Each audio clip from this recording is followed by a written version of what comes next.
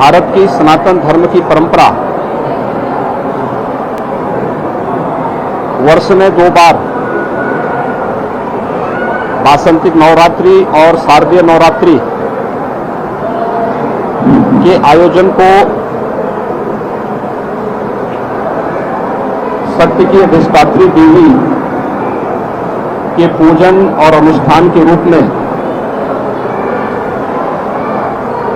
आयोजित करती आ रही है। हजारों वर्षों की इस विरासत पर हर भारतीय को गौरव की अनुभूति होती है। वर्ष में 2 बार यह अवसर आता है जब हम अपने समाज को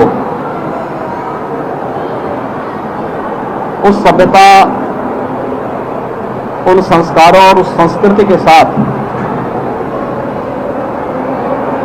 उसका एहसास कराते हैं कि मातृशक्ति का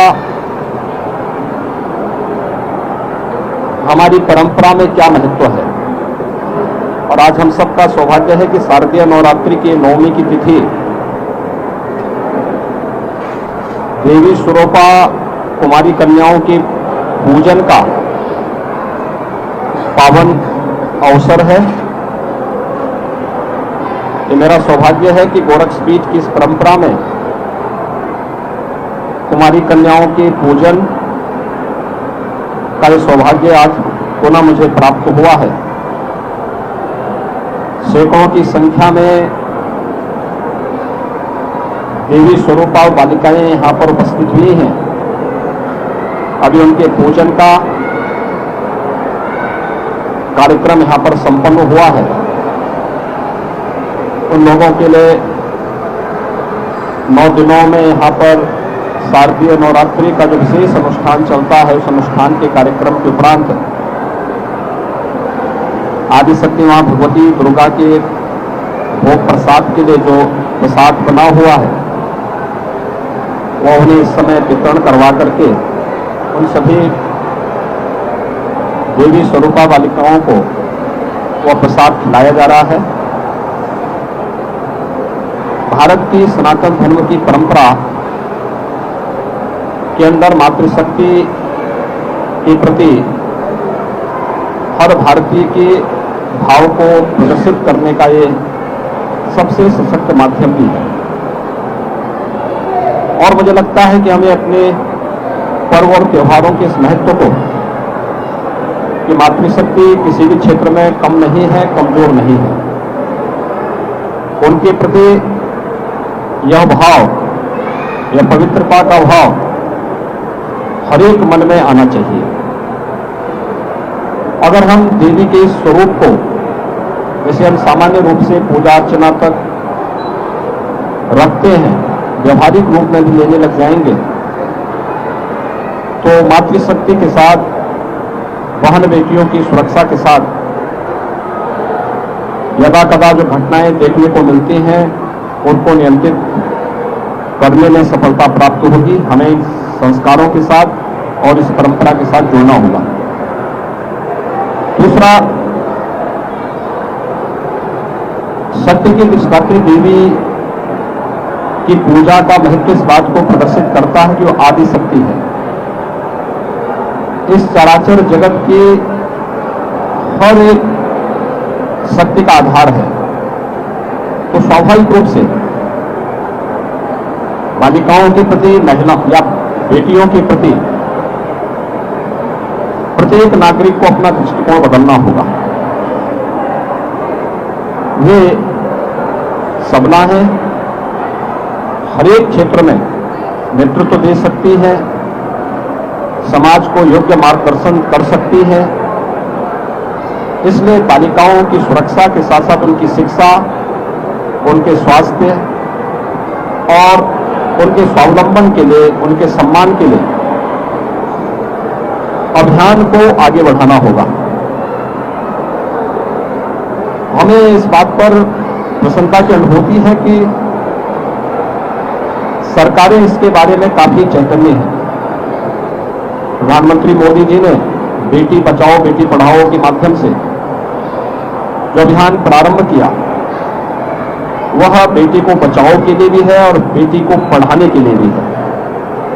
एक बेटी बचेगी, एक बेटी पढ़ेगी तो वह समाज में सम्मान और समाज में स्वावलंबन के मार्ग का अनुसरण स्वयं करती हुई दिखाई देगी। समाज की चैतन्यता उसे आगे बढ़ाने में मदद करेगी। मातृवंदना का कार्यक्रम या बेटियों की सुरक्षा के लिए चलाई जाने वाली तमाम ये कार्यक्रम हमें इस दिशा में एक नई दिशा प्रदान करते हैं। प्रदेश सरकार ने भी इस दिशा में बहुत सारे कार्यक्रम उठाए हैं। खासतौर पर मुख्यमंत्री कन्या सुमंगला योजना, जिसके माध्यम से बालिका के जन्म से लेकर के स्नातक तक की शिक्षा के लिए फ्री एजुकेशन के साथ ही उन बालिकाओं के लिए 15,000 के पैकेज की व्यवस्था इस योजना के अंतर्गत प्रारंभ की गई है। 10 लाख से अधिक बालिकाएं अब तक इस योजना से आच्छादित हुई हैं।